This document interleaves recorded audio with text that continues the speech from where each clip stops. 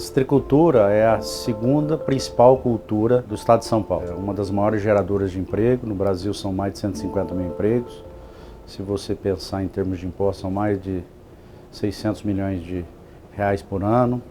50 bi a cadeia representa. Exportação de suco, nós somos os maiores exportadores de suco do mundo, né?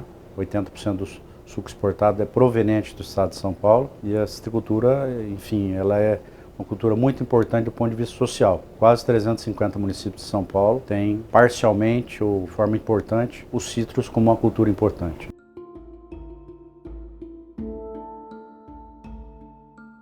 A citricultura é uma cultura relativamente jovem, de 50, 60 anos. Os maiores desafios que têm ocorrido são os problemas das pragas e doenças. São as questões fitossanitárias, por colocar em xeque a longevidade dos pomares e também por uma questão de custo, prejuízo.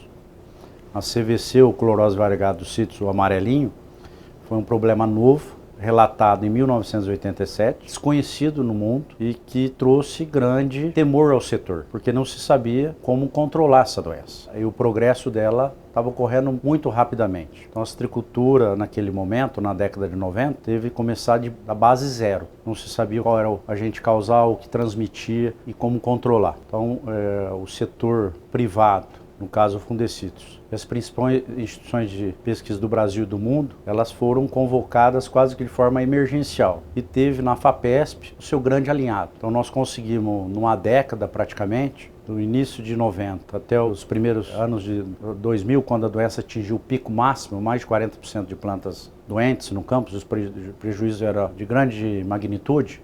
Estima-se que mais de 30% da produção foi perdida naqueles anos críticos, né? O setor soube criar uma rede de pesquisa, juntamente com a FAPESP, apoiado pelo Fundecitrus, e atacou em duas grandes frentes. Uma mais de pesquisa, mais de médio e longo prazo, que foi o genoma, buscando qualificar o pessoal cientistas na área de biotecnologia, que era uma área carente, e também conhecer melhor o patógeno e como ele se relacionava com a planta cítrica, a laranjeira, né? E por outro lado, houve os projetos, o genoma funcional e projetos de cunho mais aplicados, que eram medidas mais emergenciais de curto e médio prazo, que ajudaram a controlar a doença. Com toda essa gama de pesquisa que foi gerada, nós tínhamos mais de 200 trabalhos de pesquisa, foram financiados pelo Fundecitrus e pela FAPESP. Só o Fundecitrus investiu cerca de 70 milhões de reais nesse assunto nas últimas décadas. Se conseguiu um conhecimento profundo sobre o tema. E outra coisa importante de se ressaltar, que mesmo com essas doenças todas, o patamar de produtividade dos nossos pomares, ele praticamente dobrou. Ele tinha uma produtividade ao redor de 400 a 500 caixas por hectare, ou 20 toneladas, né, por hectares, e hoje, de 15 a 20 toneladas, ele está em patamar de 25 a 30.